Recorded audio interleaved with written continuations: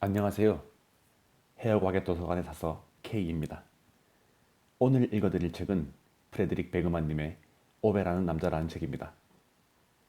스웨덴의 한 블로그에서 전 세계를 사로잡은 초대형 작가가 된 프레드릭 베그만의 데뷔작이자 첫 번째 장편소설인 오베라는 남자는 그의 블로그에서 처음 시작되었습니다. 수많은 독자들이 오베라는 캐릭터에 반해 이야기를 더 써볼 것을 권했고, 그렇게 오베라는 남자가 탄생했다고 하죠. 프레드릭 베크만은 2012년 이 소설로 성공적인 데뷔를 했는데요. 출간 즉시 굉장한 인기를 모았고 인구 900만의 스웨덴에서 48만 부 이상, 전 세계 280만 부 이상이라는 판매고를 올리게 됩니다. 미국 아마존 소설 분야 1위를 기록하며 77주간 뉴욕타임즈 베스트셀러 리스트를 지켰고 2017년 미국에서 가장 많이 팔린 책의 자리에 올랐습니다. 이후 출간한 할머니가 미안하다고 전해달랬어요와 브릿말이 여기 있다 역시 베스트셀러에 오르며 전 세계적인 초대형 작가로 자리매김하게 되죠. 이후 완전히 달라진 스타일의 작품 베어타운으로 돌아온 베크만은 이 소설로 인해 오베라는 남자를 뛰어넘었다, 이 시대의 디킨스다 등 언론의 열광적인 찬사를 받으며 또 한 번 커다란 도약을 이루어냈다는 평가를 받고 있습니다. 세상과 타협할 줄 모르고 자신만의 신념대로 살아온, 어쩌면 막무가내 세상과의 소통을 단절한 옹고집으로 가득한 고집불통의 오베가 세상에서 가장 사랑하는 하나뿐인 아내 소냐의 죽음 이후 자신의 삶을 포기하고 그녀의 곁으로 가려고 할 바로 그 순간, 이 소설은 시작됩니다.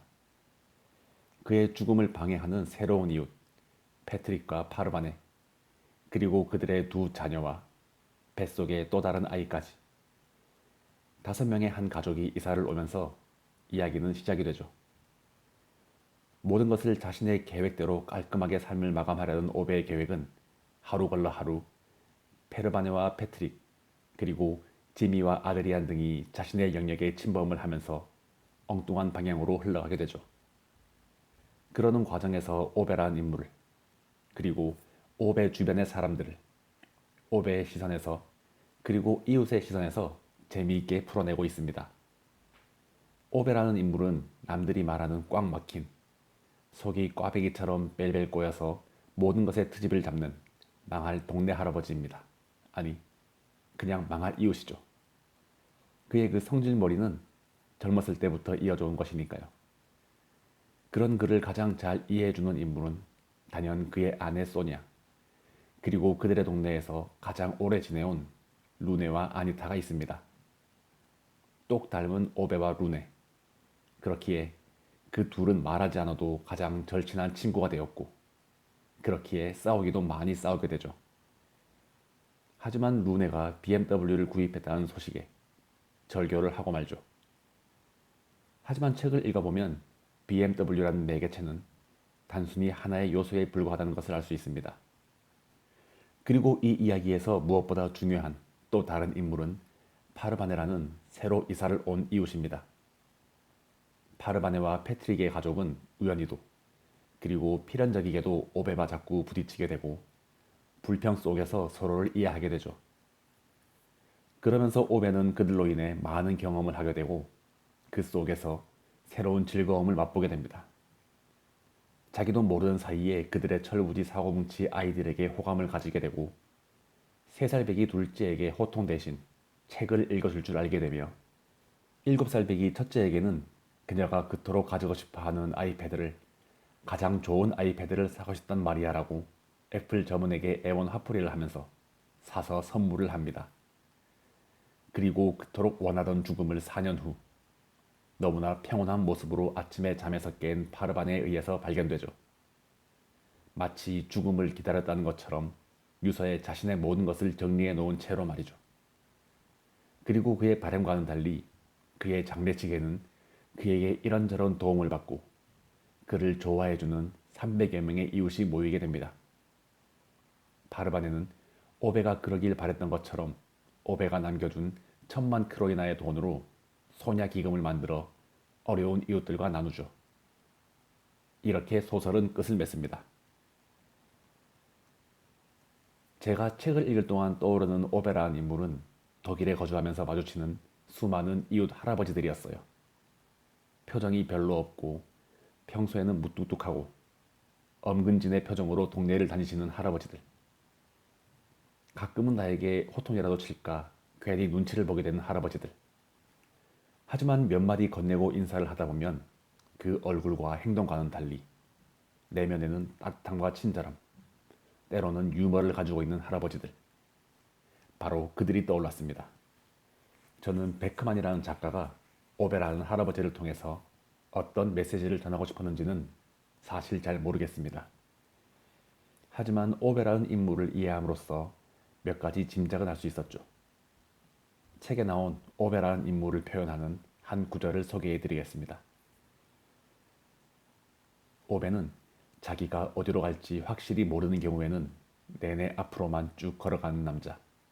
길이란 결국 하나로 이어지게 마련이라 확신하는 남자였기 때문이다.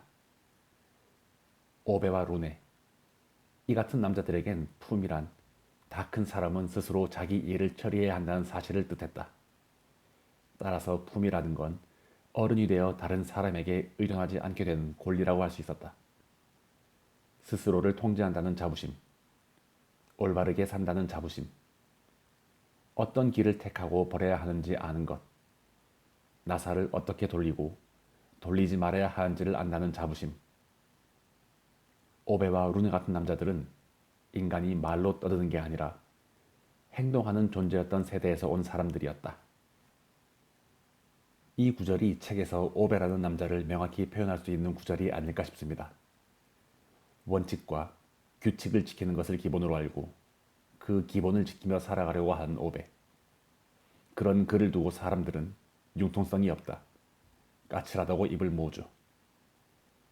빠르게 변해가는 세상 속에서 적응하지 못한 채 과거를 붙잡고 있는 그를 통해 빠르게만 변해가는 요즘을 비판하고 있지는 않은지 생각을 한번 해보았습니다. 까칠하지만 마지막에는 자신의 모든 것을 이웃과 나누고 떠난 오베. 까칠하고 융통성이 없는 그였지만 그 누구보다 인간미 넘치고 나눌 줄 알고 타인을 배려하는 인물이 아니었나 생각을 해봅니다. 그런 그를 통해서 점점 이기적이고 개인주의적이 되어가는 현대인의 모습을 역설적으로 비판하고 있다는 생각을 해보았습니다. 자, 그럼 이제 이 오베라는 인물을 한번 만나보도록 할까요? 인상 깊었던 책의 일부분을 여러분께 소개해드리며 인사드리도록 하겠습니다. 책 소개가 재미있으셨다면 좋아요, 구독, 알림 설정으로 사서 K가 매주 들려드리는 다양한 책들과 만날 수 있습니다. 오베는 59세다. 그는 사브를 몬다. 그는 자기 마음에 들지 않는 모습의 사람이 있으면 마치 그 사람은 강도고 자기 집게손가락은 경찰용 권총이라도 되는 양 겨누는 남자다. 지금 그는 일제 자동차를 모는 사람들이 흰색 케이블을 사러 오는 가게의 카운터에 서 있다. 오베는 점원을 오랫동안 뚫어져라 쳐다보다가 자기 앞에 있는 중간 사이즈의 하얀 상자를 들어 점원의 눈앞에 대고 흔들었다. 그러니까 이게 패드인가 뭔가 하는 거라 이거지? 그가 다그쳤다. 빼빼 마른 체질의 젊은 점원은 매우 불편해 보인다. 누가 봐도 오베의 손에서 상자를 잡아채고 싶어 안달복달하는 게 뻔했다. 네, 맞아요. 아이패드요. 굳이 그렇게 흔들지 않으실 수 있겠죠? 오베가 굉장히 수상쩍은 종류의 물건이라는 듯 상자를 향해 의심스러운 눈길을 던진다. 마치 추리닝을 입고 스쿠터에 올라탄 상자가 오베에게 시계를 팔기 전 이봐 친구 라고 부르기도 한 양. 알겠어. 그러니까 이게 컴퓨터다. 점원이 고개를 끄덕였다. 그러고는 약간 주저하더니 재빨리 고개를 젓는다. 네, 아니, 그러니까 이게 무슨 말이냐면 이건 아이패드예요. 어떤 사람들은 태블릿이라고도 부르고 어떤 사람들은 인터넷 서핑용 기기라고도 부르고요. 보는 관점은 여러 가지가 있죠. 오베는 점원이 방금 단어를 거꾸로 말하기라도 한 듯 바라보더니 상자를 다시 흔들기 시작한다. 하지만 이 물건은 좋은 제품이다. 점원은 당황하여 고개를 끄덕인다. 네, 아니, 저 무슨 뜻으로 하신 말씀인지. 오베는 한숨을 쉬고는 천천히 말한다. 지금 이 상황의 문제는 오로지 상대방의 덜 떨어진 듣기 능력밖에 없다는 듯 한 단어씩 또박또박. 이게 좋은 제품이냐고. 이게 좋은 컴퓨터냔 말이다. 점원이 턱을 긁는다. 제 말은 네, 이거 정말 좋아요. 하지만 손님께서 원하는 컴퓨터가 어떤 종류냐에 달린 문제긴 합니다. 오베는 그를 흘끗 본다. 내가 원하는 건 컴퓨터야. 빌어먹을 평범한 컴퓨터. 침묵이 잠시 두 사람 위로 내려앉는다. 점원이 헛기침을 한다. 에, 그게 사실 그냥 평범한 컴퓨터는 아니에요. 아마 손님께서는 점원이 말을 멈췄다. 자기 앞에 있는 남자의 이해범 위에 들어맞는 단어를 찾고 있는 것처럼 보인다. 그리고 다시 헛기침을 하고는 말한다. 랩톱을 쓰셔야겠죠. 오베는 고개를 절레절레 흔들고는 위협적으로 카운터에 몸을 기댔다. 아니, 난 랩톱을 원하는 게 아니야. 컴퓨터를 원한다고. 점원은 고개를 끄덕이며 학생을 가르치듯 말한다. 랩톱이 바로 컴퓨터예요. 모욕을 당한 오베는 그를 노려보더니 삿대질을 하며 말한다. 너 내가 그딴 것도 모른다고 지금 생각한 거지? 또다시 침묵이 흐른다. 마주오던 두 총잡이가 곤청을 챙겨오지 않았다는 사실을 깨달았을 때의 침묵 같다. 오베는 마치 고백을 기다리는 사람처럼 오랫동안 상자를 바라본다. 키보드는 어디로 빼내는 거지? 마침내 그가 웅얼거린다. 점원은 카운터 모서리에 손바닥을 비비고 초조한 듯 한쪽 발에서 다른 쪽 발로 무게중심을 옮긴다. 소매점에 고용된 젊은이들이 처음 일을 시작했을 때 기대했던 것보다 훨씬 더 많은 시간이 걸리는 이런 상황에 직면한 순간에 종종 그러듯이 사실 이 제품에는 키보드가 안 달려 있어요. 이 말에 오베가 눈썹을 찌푸린다. 당연히 그렇겠지. 나한테 그걸 추가 구성품으로 팔아야 하니까. 안 그래? 그가 씩씩거리며 말한다. 아니요, 제 말은 이 컴퓨터에는 키보드가 따로 없다는 소리예요. 화면에서 다 조작하는 거예요. 오베는 믿을 수 없다는 듯 고개를 내젓는다. 마치 카운터 주위에서 어슬렁거리던 점원이 유리 진열장을 핥는 걸 목격한 듯한 표정으로 하지만 난 키보드가 있어야 돼. 무슨 말인지 알아? 젊은 점원은 참을성 있게 10가지 숫자를 세듯 심호흡을 한다. 좋아요. 알겠습니다. 보아하니 손님께서는 이 컴퓨터를 고르시면 안 될 것 같아요. 이거 대신 맥북 같은 걸 사셔야겠네요. 맥북? 오베가 아주 미심쩍은 목소리로 말한다. 그거 사람들이 이 리더스라고 떠드는 그런 것 중에 하나인가? 아니요, 맥북은 랩톱이에요. 키보드 달린 랩북. 좋아. 오베가 신경질적으로 으르렁거린다. 그는 잠시 가게 안을 둘러본다. 그것들은 쓸만한 거라 이거지. 점원은 카운터로 고개를 떨군다. 자기 얼굴을 벅벅 긁고 싶은 충동이 마구 솟구치지만 가까스로 참아내고 있는 것 같다. 그러다 벼랑간 얼굴이 환해지더니 에너지 넘치는 미소를 띈다. 저기요, 제 동료 직원이 다른 손님과 일을 다 마쳤는지 알아볼게요. 그 친구가 와서 설명을 해줄 수 있나 봐야겠네요. 오베는 시계를 본 뒤 마지못해 알았다고 하면서 어떤 사람들에게는 하루 종일 서서 기다리는 것보다 훨씬 더 나은 일이 있다는 사실을 점원에게 상기시킨다. 점원은 재빨리 고개를 끄덕이고는 사라지더니 몇 분 뒤 동료 직원과 함께 돌아온다. 안녕하세요. 뭘 도와드릴까요? 오베는 예의 그 경찰용 권총 같은 손가락을 세워 구멍이라도 뚫을 듯 카운터에 박는다. 컴퓨터가 필요해. 동료 직원은 더 이상 그리 행복해 보이지 않는다. 그는 처음 오베를 응대했던 직원에게 두고 보자고 말하는 듯한 눈빛을 슬쩍 던진다. 그러는 동안 첫 번째 직원이 웅얼거린다. 난 더 뭐 있을 것 같아. 점심 먹으러 가야 하거든. 점심이라. 오베가 코웃음을 친다. 사람들이 신경 쓰는 건 이제 그것뿐이지. 네? 동료 직원이 몸을 돌린다. 점심 잘 드셔. 오베는 냉소적으로 말한 다음 상자를 카운터에 내던지고는 재빨리 밖으로 걸어나간다. 오베와 고양이가 처음 만난 건 아침 6시 5분 전이었다. 오베는 고양이를 만나자마자 무지막지하게 싫어했다. 그건 오베도 마찬가지였다. 오베는 보통 그보다 10분 일찍 일어났다. 그는 자명종이 울리지 않아서 늦잠을 잤다는 사람들을 도통 이해할 수 없었다. 오베는 평생 자명종이라고는 가져본 적이 없었다. 그는 6시 15분 전에 눈을 떴고 그게 그의 기상시간이었다.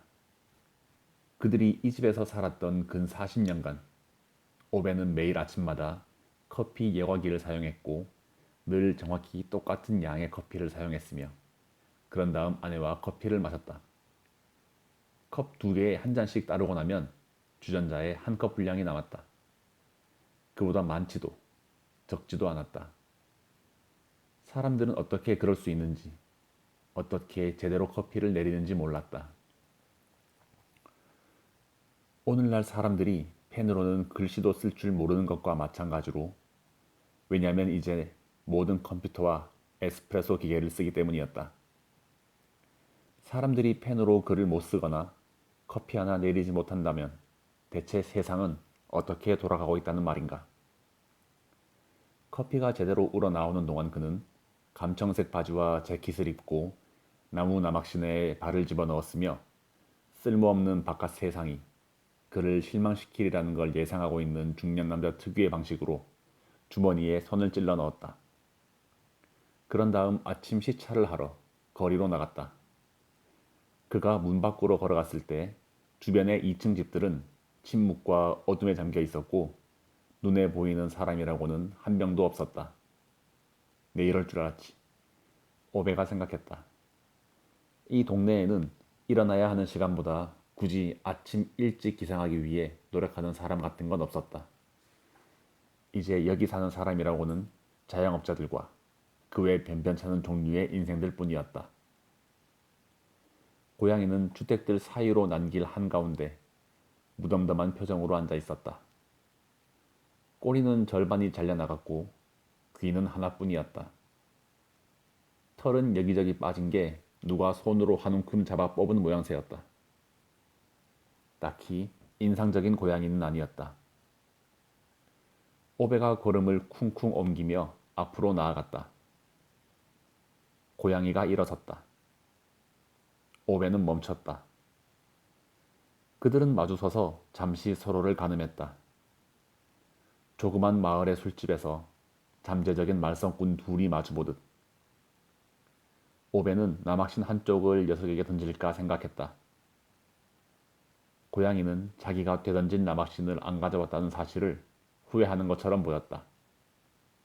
꺼져. 오베가 으르렁거렸다. 그게 너무 갑작스러워서 고양이가 뒤로 펄쩍 뛰었다. 고양이는 59살 먹은 남자와 그가 신고 있는 나막신을 면밀히 검토해 본 다음 뒤돌아 느릿느릿 떠났다. 오베는 고양이가 떠나기 전 자신을 향해 눈을 흘겼다는 사실을 맹세할 수 있었다. 성가신 녀석. 오베가 시계를 흘끗 보며 생각했다.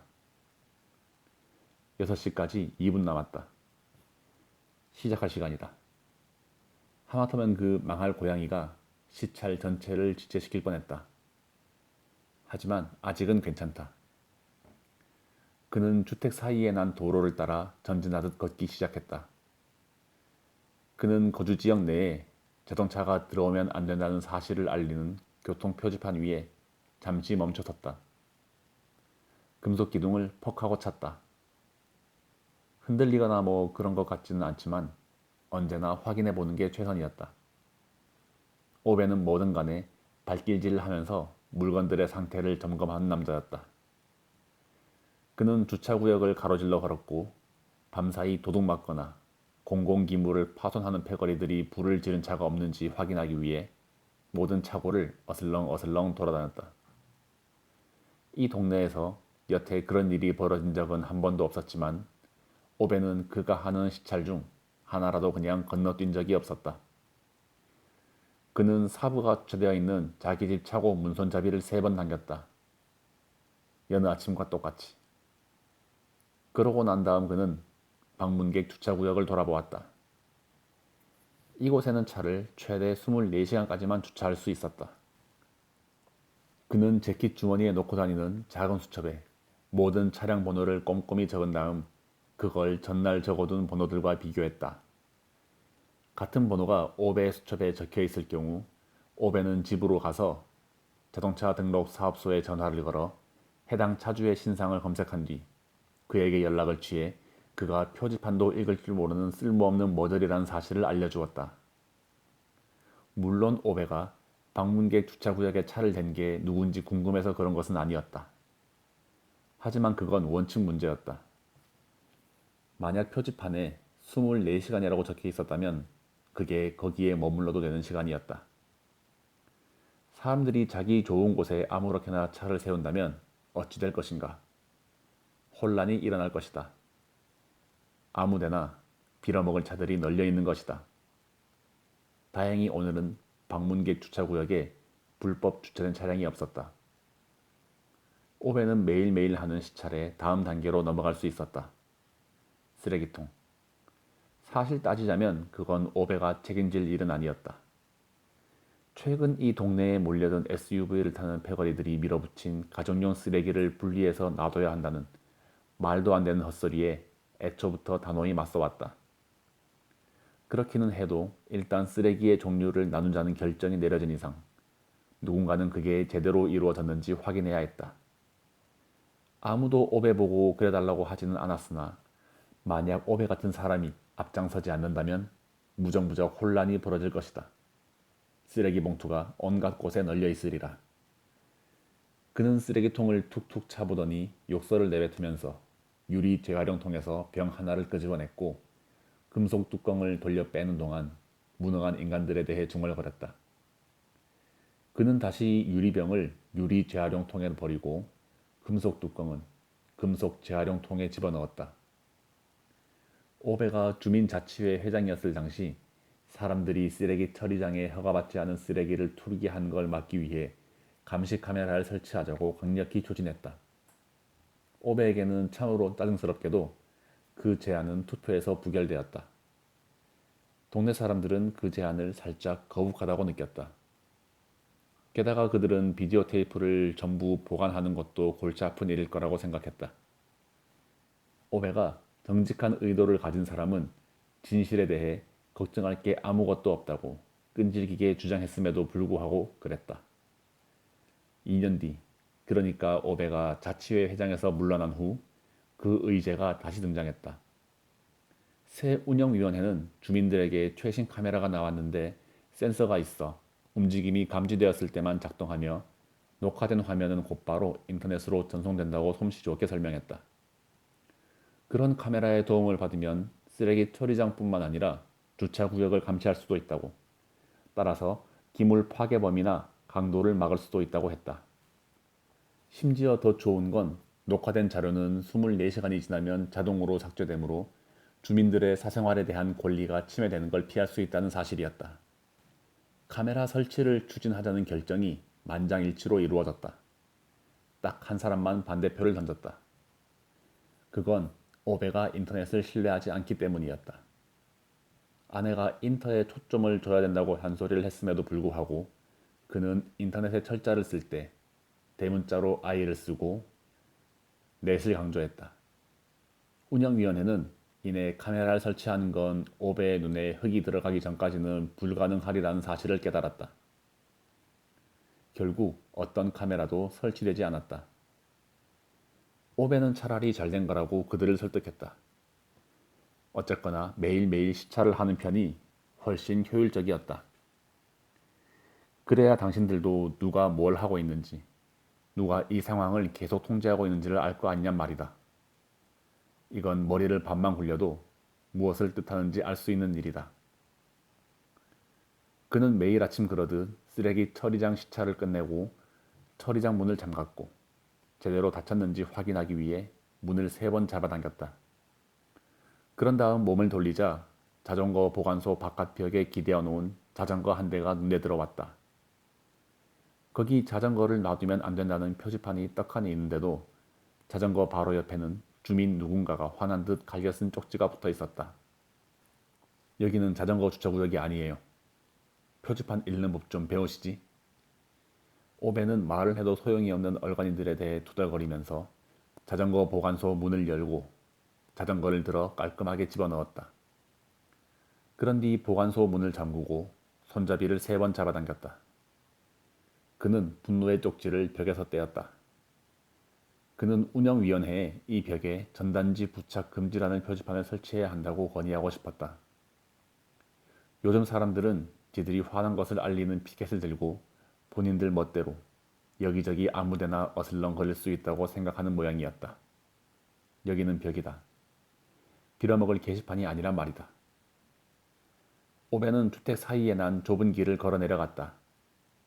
그는 자기 집 앞에 멈춰 서더니 정원 잔디에 엎드려 디딤돌들 사이의 틈을 따라 맹렬히 코를 킁킁거렸다.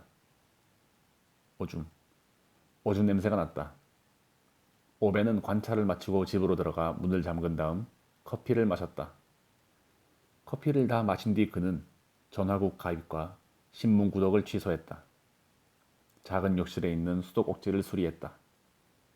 부엌에서 베란다로 통하는 문 손잡이에 새 나사를 박았다. 다락방에 있는 상자들을 차곡차곡 정리했다. 헛간에 있는 도구들을 정리하고 사부에 쓰는 겨울용 타이어를 다른 곳으로 옮겨 놓았다. 자, 여기 오베를 보라. 인생이 처음부터 이렇게 되려던 것은 아니었다. 11월 어느 화요일 오후 4시 오베는 라디에이터, 커피 여과기, 그리고 전등을 모두 껐다. 이케아의 얼간이들이 목재에는 기름칠을 할 필요가 없다고 짓거렸지만 오베는 부엌에 있는 목재 건조대에 기름칠을 해뒀다.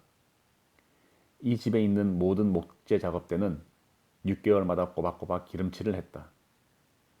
필요하건 아니건 간에 셀프 서비스 가구점에서 노란 맨투맨 셔츠를 입고 있는 계집애들이 그 점에 대해 뭐라 떠들든 간에 말이다. 그는 뒷마당 쪽으로 절반 사이즈의 다락방이 붙어있는 2층 집 거실에 서서 창밖을 내다보고 있었다. 턱수염이 까칠하게 난 40살 먹은 건멋쟁이가 길 맞은편 집에서 나와 조깅을 하며 지나갔다. 아마 이름이 앤더스인가? 그랬다. 이사 온 지 얼마 안 되었다. 길어봐야 여기서 4년인가 5년 정도 살았을 것이다. 이미 사람들을 살살 구슬려서 주민자치회 운영위원회에 들어가는데 성공했다. 뱀 같은 인간. 그는 이 거리가 자기 것인 줄 안다.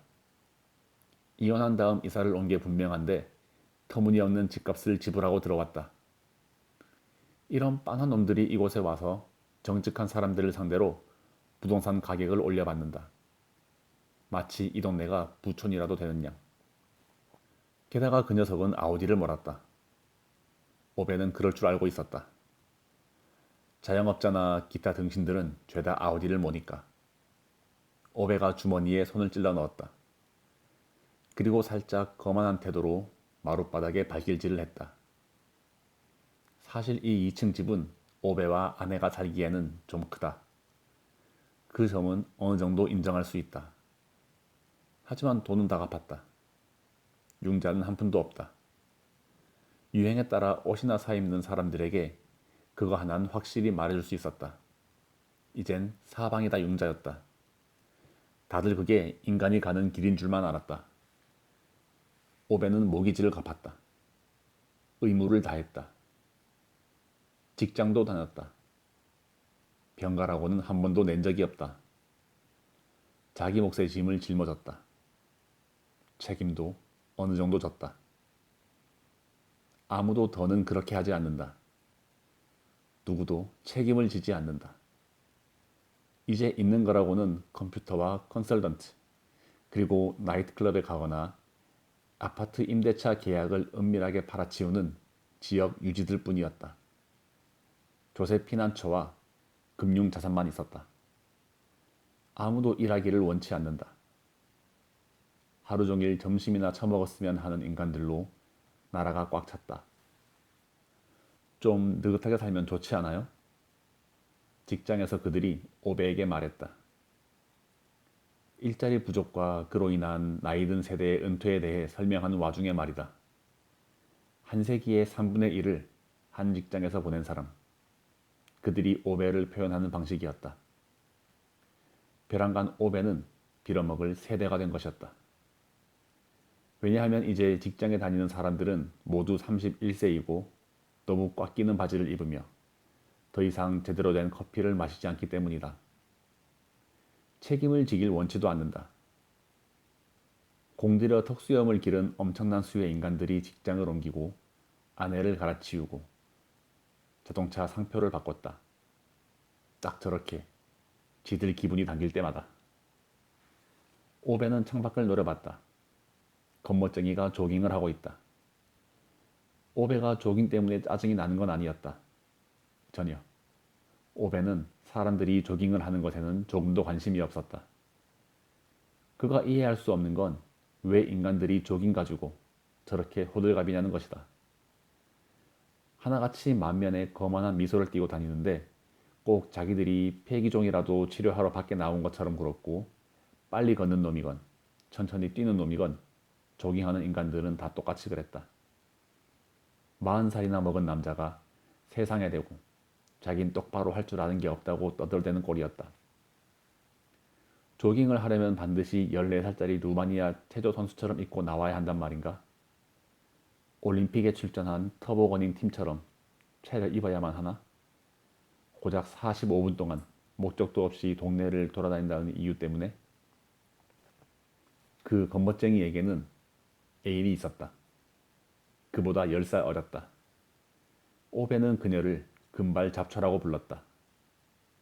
얼굴에는 광대처럼 분칠을 하고 헬멧인지 안경인지 구분이 안 될 정도로 큰 선글라스를 끼고 박스 스패너처럼 길쭉한 힐을 신고 술 취한 판다처럼 휘청휘청 길을 걷는 여자였다.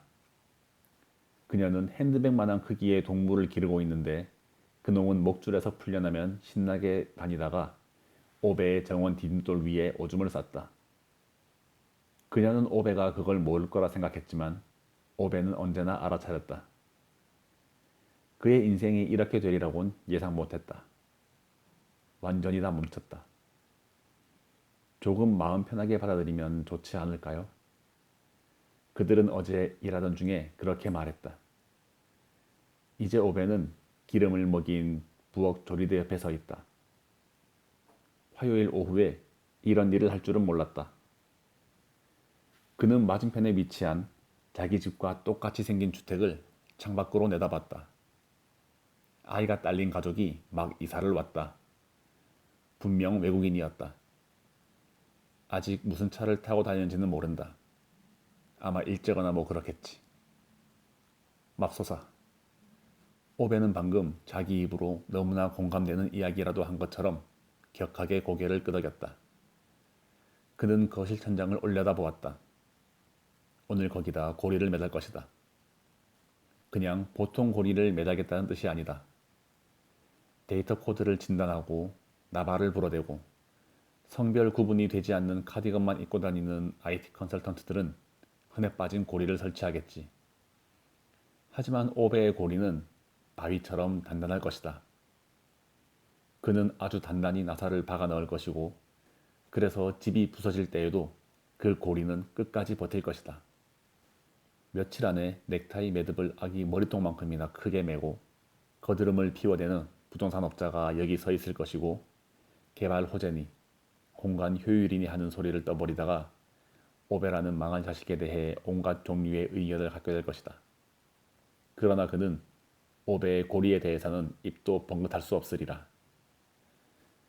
거실 바닥에는 오베의 유용한 물건들이 들어있는 상자가 하나 있었다. 그게 그들이 이 집안의 물건들을 분류하는 방식이었다.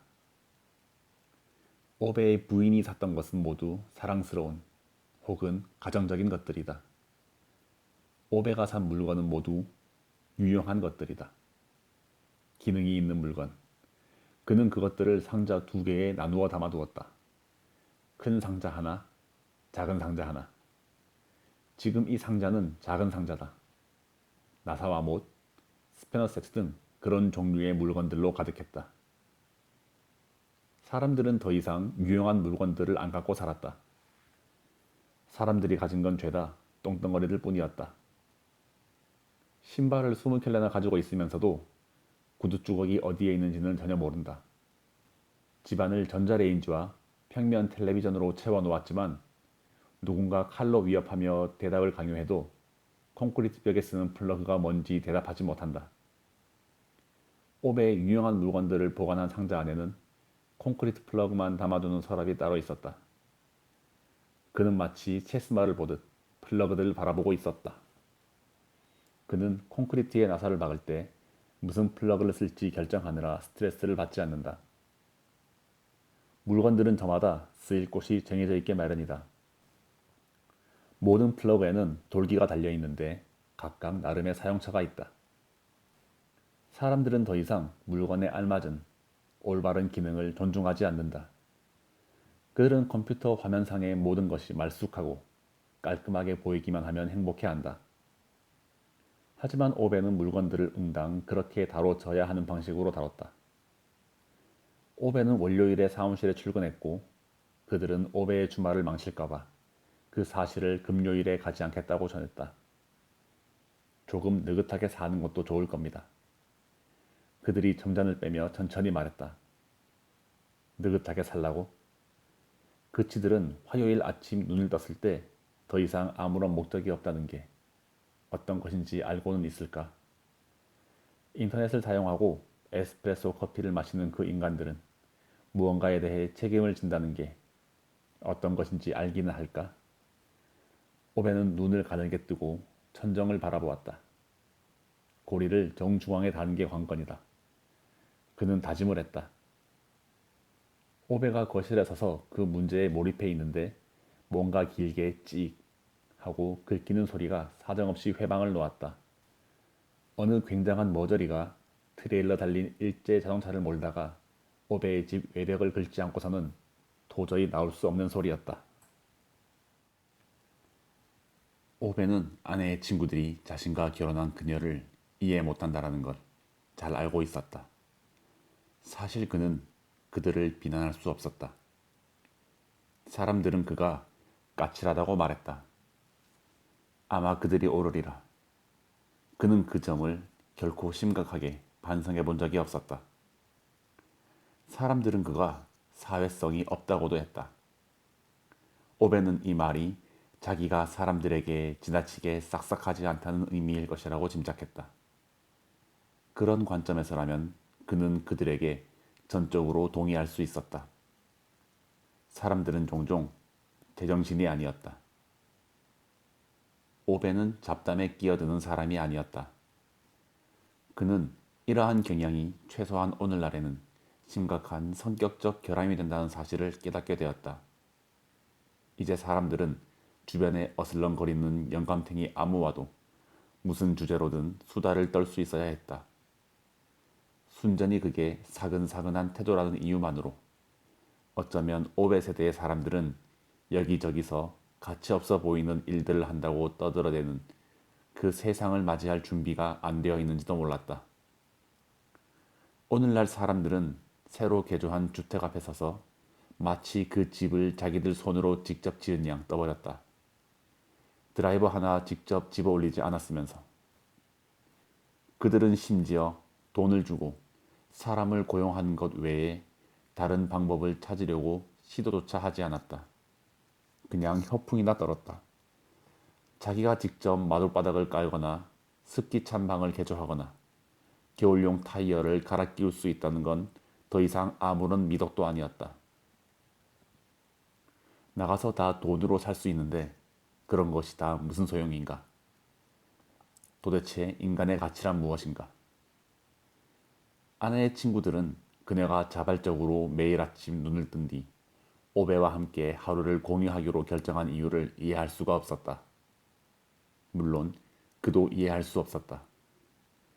오베가 그녀에게 책장을 만들어주면 그녀는 페이지마다 작가의 생각으로 가득 찬 책들을 거기에 꽂았다. 오베는 자기가 보고 만질 수 있는 것들만 이해했다. 시멘트와 콘크리트, 유리와 강철, 공구들, 가늠할 수 있는 물건들. 그는 올바른 각도와 분명한 사용 설명서를 이해했다. 조립 모델과 도면, 종이에 그릴 수 있는 것들. 그는 흑백으로 이루어진 남자였다. 그녀는 색깔이었다. 그녀는 그가 가진 색깔의 전부였다. 그녀를 보기 전까지 그가 사랑했던 유일한 건 숫자였다. 그에게 유년에 대한 특별한 기억이라고는 없었다. 그는 따돌림을 당하지도 않았고 따돌리는 사람도 아니었으며 스포츠를 잘 하지도 못하지도 않았다. 중심에 있었던 적도 없었고 겉돌았던 적도 없었다. 그는 그냥 있는 듯 없는 듯 존재하는 종류의 사람이었다. 성장 과정도 그리 많이 기억하지 못했다. 그는 딱히 필요가 없는 이상 무언가를 굳이 기억하려 든 적이 없는 남자였다. 그저 무척 행복하다가 몇 년 뒤에는 그렇지 않게 되었다는 사실을 기억했다. 기억하는 건 그 정도였다. 그는 산수 과목을 기억했다. 숫자들이 그의 머리를 채웠다. 학교에서 수학 시간을 무척이나 기다렸다는 걸 기억했다. 아마 다른 애들에게는 인고의 시간이었겠지만 그에게는 아니었다. 왜 그런지는 몰랐다. 이유에 대해 깊이 고민하지도 않았다. 그는 자기 나름의 이유로 돌아가고 있는 세상 일에 대해 그 이유에 대해 왜 골똘히 생각해야 하는지 결코 이해하지 못했다. 지금 이게 내 모습이고 내가 할 일을 하고 있다. 오베에게는 이거는 충분했다. 엄마가 일을 그만둔 건 오베가 7살이었던 8월 초 어느 아침이었다. 그녀는 화학 공장에서 일했다. 당시 사람들은 화학 공장의 공기가 얼마나 독한지 몰랐고 오베도 나중에야 깨달았다. 그녀는 담배도 많이 피웠다. 그게 엄마에 대해 오베가 갖고 있는 가장 선명한 기억이었다. 그의 엄마는 토요일 아침마다 마을 외곽에 위치한 그들의 작은 집 부엌 창가에 앉아 하늘을 바라보았다. 그녀 주변으로 뭉게뭉게 담배 연기가 피어올랐다. 오베는 수학책을 무릎 위에 올려놓고 그 창문 아래 함께 앉아있곤 했는데 가끔 엄마는 쉰 목소리로 노래를 불렀다. 그는 그때 들리던 엄마의 노랫소리를 좋아했다. 그는 그런 것들을 기억했다.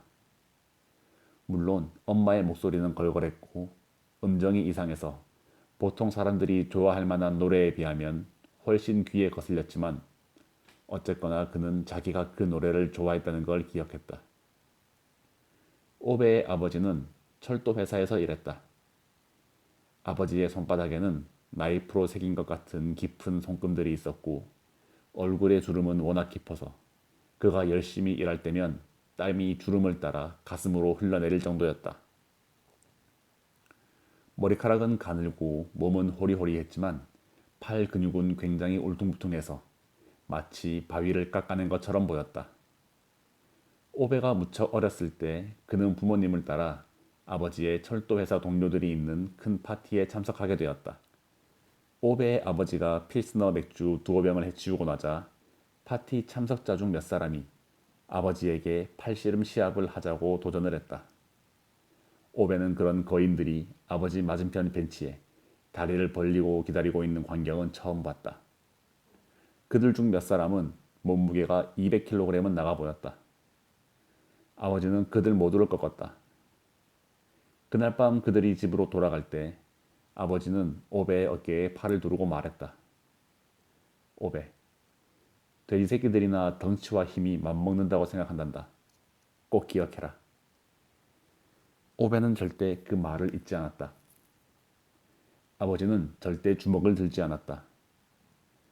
오베에게나 다른 누구에게나 눈에 멍이 들거나 허리띠로 채찍질을 당하다 버클에 맞아 상처를 달고 오는 친구들이 학교에는 많았다. 하지만 오베는 그런 적이 없었다. 우리 집안에서는 싸움 같은 거 안 한다. 아버지는 늘 그렇게 말하곤 했다. 서로와도, 다른 사람과도. 아버지는 철도 회사에서 매우 인기가 있었다. 조용하지만 친절했다. 너무 친절하다고 말하는 사람들도 있었다. 오베는 자신이 어릴 때 이런 평가가 안 좋은 것일 수도 있다는 사실을 이해하지 못했던 것을 기억했다. 그러다 엄마가 죽었다. 아빠는 더 조용해졌다. 마치 엄마가 아버지가 가지고 있던 몇 안 되는 단어들을 가지고 가버린 것 같았다. 오베와 그의 아버지는 결코 말을 많이 하진 않았지만 함께 있는 건 좋아했다. 그들은 언제나 식탁 양쪽에 자기 자리에 조용히 앉았고 바쁘게 살 방법들을 찾았다. 그들의 집 뒤편에 썩어가는 나무에서 살고 있는 새 가족에게 줄 먹이를 하루 걸러 한 번씩 내놓았다. 오베는 규칙적으로 그 일을 하는 게 중요하다는 걸 이해했다. 왜 그런지는 몰랐지만 이유는 중요한 게 아니었다. 저녁은 소시지와 감자를 먹었다. 그런 다음 카드를 쳤다.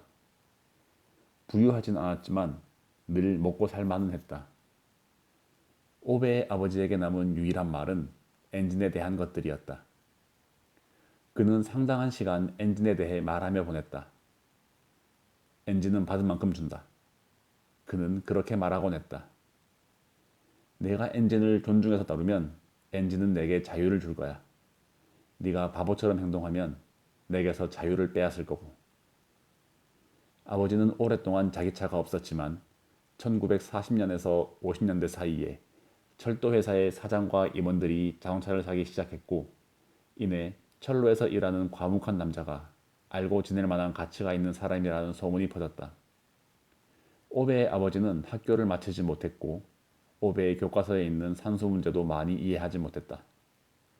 하지만 그는 엔진을 이해했다. 어느 임원의 딸이 결혼식을 올리던 날 신부를 실은 웨딩카가 교회로 가던 중에 망가졌을 때 오베의 아버지가 불려왔다.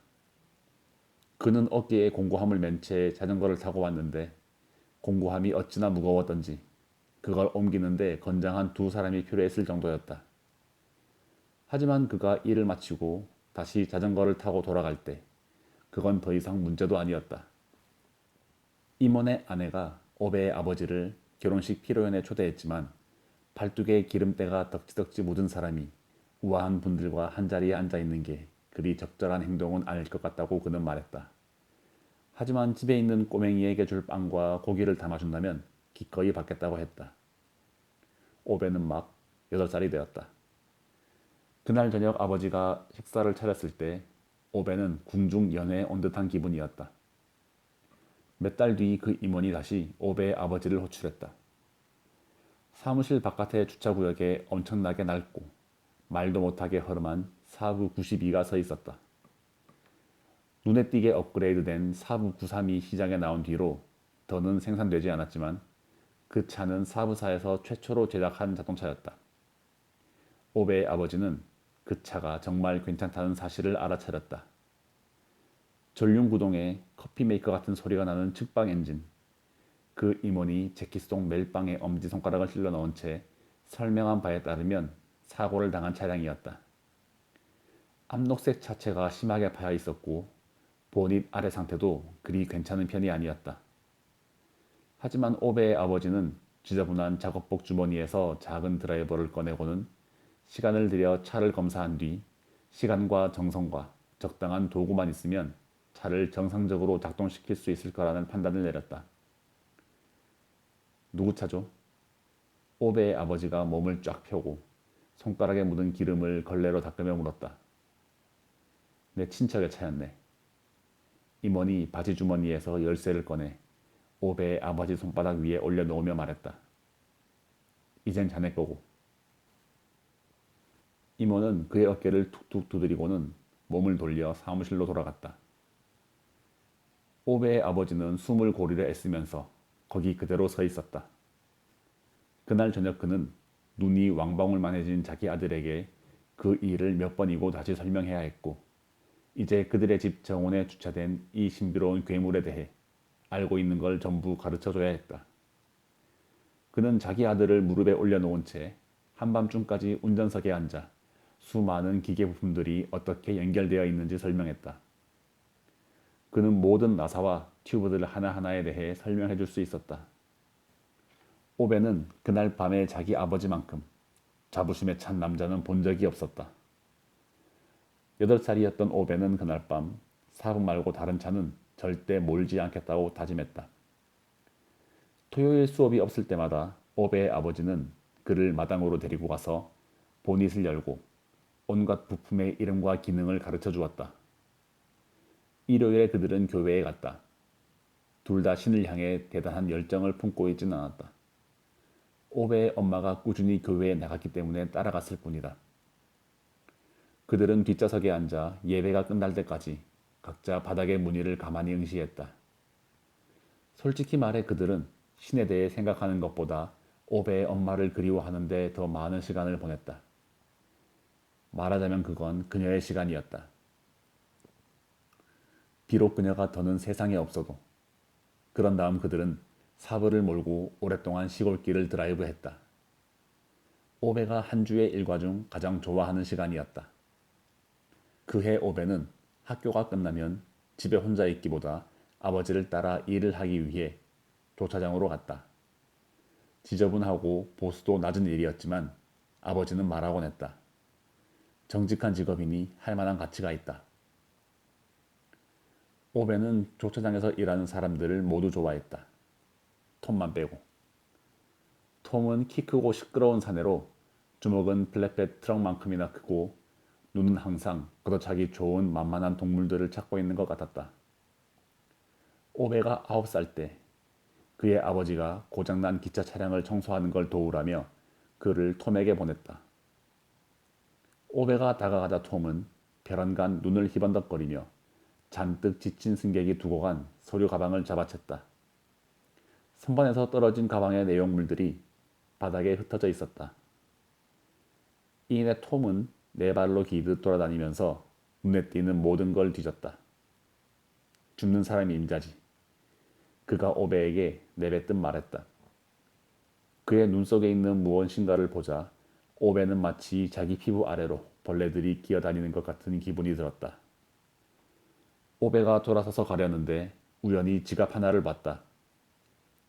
부드러운 가죽으로 되어 있었는데 오베의 거친 손가락에는 마치 부드러운 천 같았다. 아버지의 낡은 지갑에 매여 있는 너덜너덜해진 지갑을 잡아주는 고무줄도 없었다. 지갑에는 열 때 딸깍하는 소리가 나는 은으로 된 작은 단추가 달려 있었다. 안에는 6천 크로나가 넘는 돈이 들어 있었다. 당시에는 상당한 액수였다. 톰이 지갑을 발견하고는 그걸 오베의 손에서 빼앗으려고 했다. 소녀는 본능적인 반항심에 휩싸여 저항했다. 그는 톰이 이 상황에 큰 충격을 받았다는 걸 알았고 그 커다란 남자가 주먹을 꽉 쥐고 있는 모습을 곁눈질로 보았다. 오베는 자기가 절대 빠져나갈 수 없다는 걸 알았다. 눈을 꼭 감고 있는 힘껏 지갑을 쥔 채 주먹이 날아오길 기다렸다. 하지만 어느 틈엔가 오베의 아버지가 그들 사이에 서 있었다. 순간 분노와 증오에 찬 톰의 눈이 아버지의 눈과 마주쳤지만 오베의 아버지는 굳건히 서 있었다. 마침내 톰이 주먹을 내리고 조심스레 뒤로 물러섰다. 죽는 사람이 임자야. 늘 그랬잖아. 톰이 지갑을 가리키며 으르렁거렸다. 그거야 죽은 사람이 누구냐에 달린 문제겠지. 오베의 아버지가 눈을 돌리지 않고 말했다. 톰의 눈이 어두워졌다. 하지만 손에 서류 가방을 꽉 쥔 채 한 걸음 더 뒤로 물러섰다. 톰은 오랫동안 철도 회사에서 일했지만 오베의 아버지는 동료들이 톰에 대해 좋게 말하는 걸 한 번도 들은 적이 없었다. 그는 부정직하고 심술궂었다. 그게 아버지의 동료들이 파티에서 맥주 2병을 마시고 나서 하는 얘기였다. 하지만 오베는 아버지가 그렇게 말하는 걸 들은 적은 없었다. 동료들의 얼굴을 한 번씩 보며 애가 넷에다 마누라는 아파 하고 말하는 게 전부였다. 톰보다 사정이 나은 사람들도 더 나쁜 상황에 처할 수 있어. 그러면 동료들은 대개 화제를 바꿨다. 아버지는 오베가 들고 있는 지갑을 가리키며 말했다. 네가 정해라. 오베는 톰의 두 눈이 자기 정수리에 불구멍을 내고 있는 걸 느끼며 결연한 태도로 바닥을 내려다봤다. 그런 다음 작지만 확고한 목소리로 유실물 보관함에 지갑을 맡기는 게 최선일 것 같다고 말했다. 아버지는 말없이 고개를 끄덕인 다음 오베의 손을 잡고 근 30분 정도 철로를 따라 걸어갔다. 둘 사이에는 말 한마디 오가지 않았다. 오베는 톰이 뒤에서 소리를 지르는 걸 들었다. 그의 목소리에 차가운 분노가 서려 있었다. 오베는 결코 그 목소리를 잊지 못했다. 유실물 보관소에서 책상에 앉아있던 여자는 오베가 접수대에 지갑을 올려놓자 자기 눈을 의심했다. 이게 그냥 바닥에 떨어져 있었다고? 가방이나 다른 건 못 봤고? 그녀가 물었다. 오베가 아버지의 반응을 살폈지만 그는 그냥 조용히 서 있었고 그래서 오베도 똑같이 했다. 접수대 뒤의 남자는 그 대답에 충분히 만족한 듯 보였다. 이렇게 많은 돈을 인계하는 사람은 그리 많지 않은데. 그녀가 오베에게 미소를 지으며 말했다. 많은 사람들이 체면도 안 차리죠. 아버지가 무뚝뚝한 목소리로 말하고는 오베의 손을 잡았다. 그들은 몸을 돌려 일터로 돌아갔다. 철로를 따라 몇백 미터 정도 걷다가 오베가 목을 가듬고는 용기를 내어 톰이 발견한 서류 가방에 대해서는 왜 아무 말도 하지 않았는지 아버지에게 물었다. 우리는 다른 사람들이 하는 일을 떠벌리는 사람이 아니다. 아버지가 대답했다. 오베는 고개를 끄덕였다. 그들은 조용히 걸었다. 돈을 가질까도 생각했어요. 마침내 오베가 속삭였다. 그런 다음 아버지의 손을 더 세게 잡았다. 아버지가 그의 손을 놓을까 두렵기라도 한 듯. 안다. 아버지는 그렇게 말하고는 아들의 손을 좀 더 세게 쥐었다. 하지만 저는 아버지가 돈을 넘길 거라는 걸 알았어요. 톰 같은 사람은 그렇게 하지 않을 거라는 것도 알았고요. 오베가 말했다. 아버지는 고개를 끄덕였다. 그리고는 그 문제에 대해 더 말하지 않았다. 만약 오베가 사람의 인격이 언제, 어떻게 형성되었는가를 심사숙고하는 종류의 사람이었다면 옳은 건 옳을 수밖에 없다는 사실을 배운 게 아니었다고 말할 수 있으리라. 그러나 오베는 그런 문제를 곰곰이 생각하는 사람이 아니었다. 그는 그저 가능한 한 아버지와 많이 닮은 사람이 되겠다고 결심한 게 이날이었다고 기억하는 것으로 만족했다. 아버지가 죽은 건 오베가 막 16살 되었을 때였다. 철로에서 객차가 돌진했다. 오베에게는 사부 한 대, 마을에서 몇 마일 떨어진 곳에 있는 무너질 듯한 집, 상처난 손목시계 말고는 딱히 남은 게 없었다. 그는 그날 자기에게 무슨 일이 벌어졌는지 결코 설명할 수 없었다. 하지만 그는 행복하게 사는 걸 멈췄다. 그는 그 후 오랫동안 행복하지 않았다. 장례식에서 교구 목사는 오베와 위탁가정 얘기를 해보고 싶어 했지만 목사는 이내 오베가 자선을 받아들이는 아이로 자라지 않았다는 사실을 깨달았다. 그때 오베는 목사에게 조만간에 있을 일요일 예배 때 자기 자리를 따로 마련해 줄 필요가 없다는 사실을 분명히 했다. 그가 목사에게 설명한 바에 따르면 그건 오베가 신을 믿지 않아서라기보다 신이 좀 빌어먹을 개새끼처럼 느껴졌기 때문이다. 다음날 그는 철도회사 경리부로 가서 그 달에 남은 날만큼의 임금을 반환했다. 격리부의 여직원은 이해를 못했고 오베는 아버지가 16일에 죽었기 때문에 남은 14일 동안 직장에 출근해서 일을 할 수 없게 된 게 분명하지 않느냐며 설명을 했다. 아버지는 월급을 선불로 받았고 14일치 임금을 넘치게 받은 셈이므로 오베가 잔액을 돌려주러 온 것이다. 여직원은 머뭇거리면서 오베에게 앉아서 기다리라고 했다. 15분 정도 지나고 임원이 나타나 죽은 아버지의 월급 봉투를 손에 쥔 채 복도 의자에 앉아있는 16살짜리 별난 소년을 보았다. 임원은 그 소년이 누구인지 잘 알았다. 임원은 돈에 대한 권리가 자기에게 없다고 생각하는 소년에게 그 돈을 도로 가져가라고 설득할 방법이 없다는 걸 깨달았다.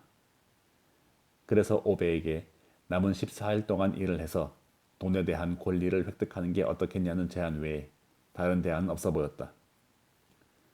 오베는 그게 합리적인 제안 같다고 생각했고 학교에 2주 동안 결석하겠다고 통지했다.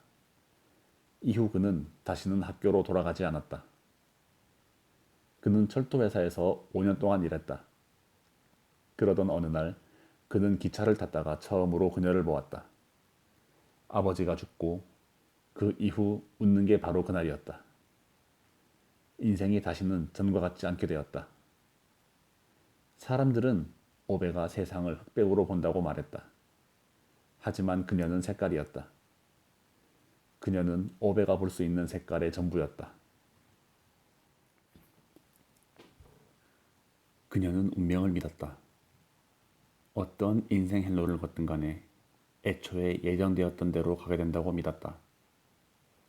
당연하게도 오베는 그녀가 그런 식의 이야기를 꺼낼 때마다 잘 들리지 않는 소리로 웅얼거리기 시작하면서 나사못이나 뭐 그런 것들을 주물럭거리느라 바쁘게 울었다. 하지만 그녀의 말에 토를 단 적은 없었다. 아마 그녀에게 운명이란 무언가였을 텐데 그건 오베의 관심사가 아니었다. 하지만 오베에게 운명이란 누군가였다. 16세의 고아가 되다니 참으로 이상한 일이었다. 원래 가족을 대체할 자기 가정을 꾸릴 시간을 가져보기도 훨씬 전에 가족을 잃는다는 것. 그건 무척 독특한 종류의 고독이었다. 오베는 양심적이고 그리고 성실하게 철도 회사에서 2주간 할 일을 완수했다. 그리고 놀랍게도 그는 자기가 그 일을 좋아한다는 사실을 깨달았다. 일을 한다는 것에는 모종의 자유가 있었다. 자신의 두 손으로 무언가를 움켜쥘 수 있었고 노력의 결과를 볼 수 있었다. 오베가 학교를 싫어한 건 아니었지만 그렇다고 학교가 중요하다고 생각하지도 않았다. 그는 수학을 좋아했고 수학은 그분들보다 2학년 정도 앞서 있었다. 다른 과목들은 솔직히 큰 흥미가 없었다. 하지만 이 일은 완전히 달랐다. 그에게 딱 들어맞았다. 근무 마지막 날, 마지막 교대 시간에 출근부를 찍자 그는 의기소침해졌다. 학교로 돌아가야 하기 때문이 아니라 이제 뭘 먹고 살아야 할지 알 수가 없다는 사실이 떠올라서였다. 물론 아버지는 여러 면에서 훌륭한 사람이었지만 오베는 그가 무너져가는 집과 낡은 사부, 상처난 손목시계 외에는 재산이라 할 만한 것을 딱히 남겨놓지 않았다는 사실을 인정해야 했다. 교회에서 나오는 구호품은 고려할 가치도 없었다. 신께서도 그 점은 똑똑히 알아두셔야 했다. 탈의실에 서 있는 동안 신이 가져간 만큼 자신의 몫도 남겨줘야 하는 게 아니냐고 그렇게 중얼거렸다. 당신이 엄마와 아빠를 꼭 데려가야 했다면 빌어먹을 돈은 남겨놨어야지. 그는 천장을 보며 소리쳤다. 그런 다음 오베는 짐을 싸서 나왔다. 신이나 다른 누군가가 그의 말을 듣고 있는지 아닌지 그는 전혀 몰랐다. 그저 오베가 탈의실 밖으로 나왔을 때 한 남자가 상무이사 사무실 앞에 서서 그를 기다리고 있는 걸 보았다. 오베? 그가 물었다. 오베가 고개를 끄덕였다. 이사님이 지난 2주 동안 무척 잘해줬다고 감사를 표하고 싶어 하셔. 남자가 짧고 간결하게 말했다. 고맙습니다. 오베는 그렇게 답하고는 떠나려고 했다. 남자가 오베의 팔을 잡았다. 오베가 멈췄다. 이사님이 네가 여기 남아서 일을 계속하는데 관심이 있는지 알고 싶어 하시던데. 오베는 조용히 서서 남자를 바라보았다. 아마 이게 무슨 농담 같은 건가 확인하고 싶은 모양이었다. 그러다 천천히 고개를 끄덕였다. 오베가 몇 걸음 옮겼을 때 남자가 뒤에서 소리쳤다. 이사님 말씀으론 네가 부친과 똑같다더라. 오베는 돌아보지 않았다. 하지만 그는 걸어가며 등을 꼿꼿이 폈다. 그게 오베가 아버지의 낡은 부츠를 신게 된 연유였다. 그는 열심히 일했고 결코 불평하지 않았으며 알아눕지도 않았다. 그와 같은 교대조에 속한 조원들은 그가 말이 좀 없는 편이고 그에 더하여 살짝 별나다는 사실을 알아차렸다. 그는 일이 끝난 다음 조원들과 같이 맥주를 마시고 싶어 하지도 않았고 여자에도 흥미가 없어 보였는데 그 사실만으로도 충분히 이상해 보였다. 하지만 그는 아버지와 판박이었고 그래서 무슨 일에건 사람들에게 불평을 하지 않았다. 도움을 요청하면 그 일을 맡았고 근무 교대를 부탁해도 별말 없이 해줬다. 시간이 지나자 사람들은 모두 오베에게 한두 가지는 빚을 지게 되었다. 그래서 그들은 오베를 받아들였다. 그해 최악의 폭우가 쏟아지던 어느 날 밤 철로를 오르내릴 때 쓰곤 했던 낡은 트럭이 마을 20km 밖에서 고장이 났을 때 오베는 드라이버 하나와 거즈테이프 반 통만 가지고 트럭을 수리해냈다. 그 뒤로 철로에서 일하는 사람들 사이에서 오베는 괜찮은 녀석으로 인정받았다. 저녁이면 그는 소시지와 감자를 데쳤고 식사를 하는 동안 부엌 창을 통해 바깥을 멀거니 바라보았다. 그리고 다음날 아침에는 일을 하러 갔다. 그는 이런 일과가 좋았다. 늘 벌어질 일을 예상할 수 있어서 좋았다.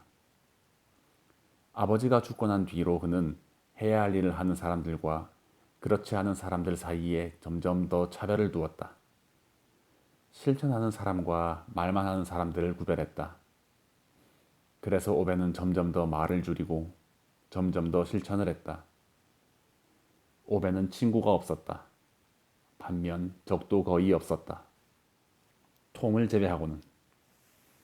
톰은 현장 주임으로 승진하고 나서부터 오베의 인생을 가능한 한 피곤하게 만들고자 갖은 애를 썼다. 그는 오베에게 가장 더럽고 힘든 일을 맡겼고 소리를 질러댔으며 아침 식사 때 발을 걸어 넘어뜨렸다. 객차를 점검하라며 보내놓고는 오베가 선로 위에 무방비하게 누워있을 때 객차를 작동시켰다. 오베가 놀라 몸을 던져 간신히 빠져나오자 톰은 경멸하듯 웃으며 소리를 질렀다. 조심하라고. 안 그러면 네 아비처럼 될 테니까. 하지만 오베는 고개를 숙인 채 입을 다물었다. 자기보다 2배나 큰 사내에게 도전할 이유가 없었다. 그는 매일 출근하며 떳떳이 지냈다. 아버지도 그렇게 해서 잘 살았으니 오베도 그렇게 해야 했다. 오베의 동료들은 그의 진가를 알게 되었다. 말을 많이 안 하는 사람은 헛소리도 안 퍼뜨리지. 어느 날 오후 철로를 따라 내려가던 중 작업장 선배 중 하나가 그에게 말했다. 오베는 고개를 끄덕였다. 사람들은 어떤 건 이해하고 어떤 건 이해하지 못했다. 마찬가지로 오베가 어느 날 이사의 사무실에서 한 행동을 이해하는 사람이 있었고 그렇지 못하는 사람이 있었다. 오베 아버지의 장례식이고 나서 거의 2년이 다 되던 날이었다. 오베는 막 18이 되었다. 톰이 객차에 떨어져 있던 돈을 훔치다 발각되었다. 오베를 제외하면 공식적으로 톰이 돈을 훔치는 걸 본 사람은 없었다. 돈이 사라졌을 때 객차에 있던 사람은 톰과 오베 둘뿐이었다. 이사 사무실에서 나온 진지한 남자가 톰과 오베에게 언제 사무실에 출석해야 하는지 설명하는 동안 그 누구도 오베가 범인이라고는 생각하지 않았다. 물론 그는 범인이 아니었다. 오베는 사무실 바깥 복도에 있는 나무 의자에 앉아 기다렸다. 그는 사무실 문이 열리기 전 15분 동안 복도 바닥을 내려다보았다. 톰이 밖으로 나왔다. 어찌나 단호하게 주먹을 쥐고 있던지 피부에 핏기가 하나도 없었고 팔 아랫부분이 창백했다. 그는 계속 오베와 눈을 마주치려 했었다. 오베는 사무실로 불려 들어갈 때까지 그저 바닥만 내려다봤다. 정장 차림에 훨씬 심각한 표정을 지은 사람들이 방 안에 이리저리 퍼져 있었다. 이사는 책상 뒤에서 앞뒤로 몸을 흔들고 있었다. 얼굴이 불그락푸르락한 것으로 미루어 짐작건대 너무 화가 나서 가만히 있을 수가 없는 모양이었다. 안 깼나 오베? 정장을 입은 남자 중 하나가 말했다. 그의 시선이 오베에게 닿았고 오베는 그가 누군지 알아봤다. 아버지가 예전에 그의 자동차를 고쳤다. 파란색 오펠 만타. 그것은 엔진이 컸다. 그는 오베에게 우호적인 미소를 짓고 나서 사무실 가운데 놓인 의자를 대충 가리켰다. 마치 지금 친구들 사이에 있으니 긴장을 풀어도 된다는 사실을 알려주기라도 하듯. 오베는 고개를 저었다.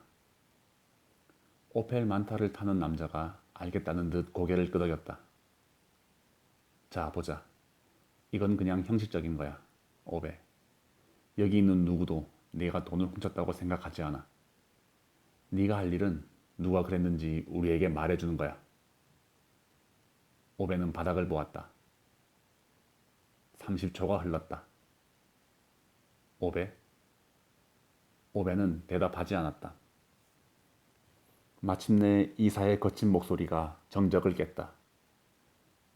질문에 대답해 오베. 오베는 계속 말없이 서 있었다. 계속 바닥을 보면서. 정장을 입은 남자들의 표정이 확신에서 혼란으로 살짝 변했다. 오베, 질문에 대답해야 한다는 건 알고 있겠지? 네가 돈을 훔쳤니? 아니요. 오베가 차분한 목소리로 말했다. 그럼 누가 그랬지? 오베는 말없이 서 있었다. 질문에 대답해. 이사가 명령했다. 오베가 고개를 들고 자세를 꼿꼿이 했다. 저는 다른 사람이 하는 행동을 일러바치는 그런 사람이 아닙니다. 그가 말했다. 방 안이 침묵에 빠졌다. 최소 몇 분은 그랬음에 틀림이 없다. 너 알고는 있는 거냐, 오베? 만약 네가 우리에게 누가 그랬는지 말하지 않는다면, 그리고 만약 돈을 훔친 게 너라고 증언하는 목격자가 한둘이라도 나오면 우리는 네가 그랬다는 결론을 내려야 한다는 것 말이다. 이사가 말했다. 이젠 우호적인 태도가 아니었다. 오베는 고개를 끄덕였지만 더는 입을 열지 않았다. 이사가 그를 뜯어보았다. 마치 오베가 카드게임에서 속임수를 쓰는 사람이기라도 한 듯. 오베의 얼굴은 미동도 없었다. 이사가 엄격하게 고개를 끄덕였다. 가둬뒀다. 오베는 방을 나왔다.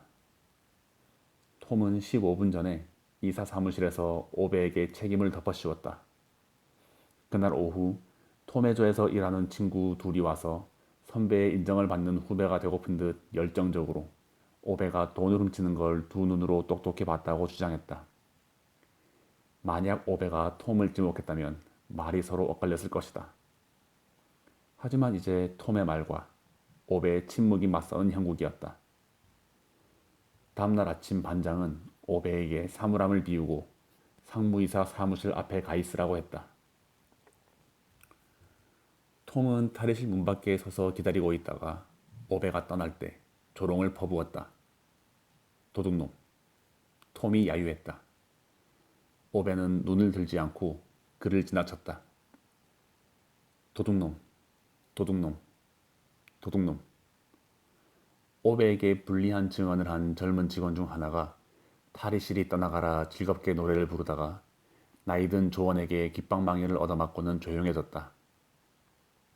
도둑놈. 톰이 보란듯 소리를 질렀다. 어찌나 크게 소리를 질렀던지 며칠이 지나도록 그 소리가 오베의 머리에서 울렸다. 오베는 뒤돌아보지 않고 저녁 공기 속으로 걸어나갔다. 그는 심호흡을 했다. 그는 잔뜩 화가 나 있었지만 그건 그들이 오베를 도둑이라 불러서가 아니었다. 그는 다른 사람들이 자기를 뭐라 부르든 결코 개의치 않았다. 자신은 방금 아버지가 평생을 바쳤던 직장을 잃었다. 그로 인한 부끄러움이 그의 가슴 속에서 새빨간 부직갱이처럼 타올랐다.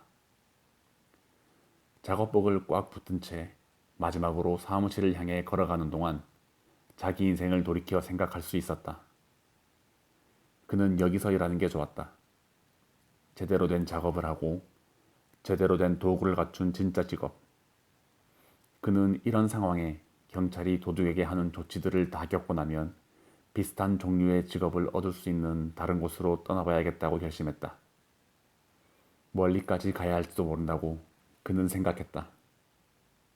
범죄 기록이 엷어지고 무의미해지려면 지리적으로 꽤나 멀리 떨어져 있을 필요가 있게 마련이다. 그는 자기가 여기서 지켜야 할 게 아무것도 없다는 사실을 깨달았다. 하지만 최소한 그는 고자질이나 하고 다니는 인간은 되지 않았다. 그는 혹시 그들이 다시 만날 경우 아버지가 이 점을 잠작해 오베가 실직한 걸 좀 더 관대하게 받아주길 희망했다. 꽉 끼는 검은색 스커트에 끝이 뾰족한 안경을 쓴 중년 여인 한 명이 나와 사무실로 들어가라고 말할 때까지 오베는 복도의 나무 의자에 40분 가까이 앉아서 기다려야 했다. 그녀가 등 뒤에서 문을 닫았다. 오베는 여전히 작업복을 손에 든 채 방 안에 섰다. 상무이사는 깍지 낀 손을 책상에 올려놓은 채 앉아 있었다. 두 남자는 각자가 박물관에 걸린 별나기 그지없는 그림이라도 되는 것처럼 서로를 오랫동안 관찰했다. 돈을 훔친 건 톰이었지. 이사가 말했다. 질문이 아니라 짧은 긍정문으로. 오베는 대답하지 않았다. 이사가 고개를 끄덕였다. 하지만 네 집안 남자들은 그런 걸 말하는 사람이 아니고. 역시 질문이 아니었다. 오베는 답변하지 않았다. 이사는 오베가 내 집안 남자들이라는 말에 살짝 허리를 꼿꼿이 폈다는 걸 알아차렸다. 이사가 다시 고개를 끄덕였다. 안경을 쓴 다음 서류를 훑어보더니 뭔가 쓰기 시작했다. 그 순간 오베가 방에서 나가기라도 한 것처럼. 오베가 그의 앞에서 정말 오랫동안 서 있었고 이사가 자기 존재를 알고는 있는 건가 진지하게 의심하기 시작할 무렵 그가 고개를 들었다. 할 말 있나? 남자는 행동으로 보여주기 때문에 남자인 겁니다. 말이 아니라요. 오베가 말했다. 이사가 놀라서 그를 바라보았다. 이 소년이 2년 전 이 철도 회사에서 일하기 시작한 이후로 사람들에게 한 말 중 가장 긴 문장이었다. 솔직히 말해 오베도 이 말이 어디서 나왔는지 몰랐다. 그저 그렇게 말해야 한다고 느꼈을 뿐이었다. 이사가 다시 서류로 고개를 숙였다. 그는 뭔가 썼다. 책상 위에서 서류 한 장을 오베 쪽으로 밀었다. 오베가 서명해야 할 곳을 가리켰다. 이건 네가 자발적으로 일을 그만뒀다는 진술서다. 그가 말했다. 오베가 서명을 하고 몸을 일으켰다. 얼굴에 단호한 표정이 떠올라 있었다. 들어오라고 하셔도 괜찮습니다. 전 준비가 됐어요. 누굴? 이사가 물었다. 경찰이요. 그가 주먹을 꼭 쥔 채 말했다. 이사는 고개를 설레설레 젓고는 다시 서류를 뒤적였다. 아무래도 서류가 이렇게 어질러져서 목격자 진술이 분실된 것 같은데. 오베는 이 말에 어떻게 반응해야 할지 몰라 무게중심을 양발로 번갈아가며 옮겼다. 이사가 그를 보지 않은 채 손을 흔들었다. 이제 가봐도 된다. 오베가 돌아섰다. 복도로 나왔다. 문을 닫았다. 마음이 가벼워졌다. 막 정문까지 갔는데 처음에 오베를 들여보냈던 여자가 힘찬 걸음으로 다가와 그를 붙잡고는 저항할 시간도 주지 않고 그의 손에 서류를 밀어넣었다. 이사님께서 네가 장거리 열차 야간 청소부로 채용되다는 걸 전달해 주라고 하셨어. 현장 주임한테는 내일 아침에 말씀해 주시겠대. 그녀가 단호하게 말했다. 오베가 그녀의 얼굴을 보고 서류를 보았다. 그녀가 몸을 가까이 기울였다. 이 얘기도 전해달라고 하셨어. 너는 9살 때도 지갑을 훔치지 않았다고. 그러니 이제 와서 네가 뭔가를 훔친다면 자기는 무척이나 당혹스러울 거라고. 성실한 남자의 아들을 단지 그 애가 원칙을 갖고 산다는 이유로 거리로 내쫓게 된다면 빌어먹게도 안타까울 일일 거라고 하셨어. 그래서 오베는 쫓겨나는 대신 야간 청소원이 되었다. 만약 이 일이 벌어지지 않았다면 그는 그날 아침 자기 조를 떠날 일이 결코 없었을 테고 그녀를 보는 일도 일어나지 않았으리라. 그 빨간 구두와 금브로치와 윤기나는 갈색머리도 또한 남은 평생 동안 누군가 맨발로 그의 가슴속을 뛰어다니는 것 같은 느낌을 주게 될 그녀의 웃는 모습도 볼 일이 없었으리라. 그녀는 종종 모든 길은 원래 당신이 하기로 예정된 일로 통하게 돼 있어요. 하고는 말했다. 그녀에게 그 원래 당신이 하기로 예정된 것은 아마도 무엇이었으리라. 하지만 오베에게 그건 누군가였다.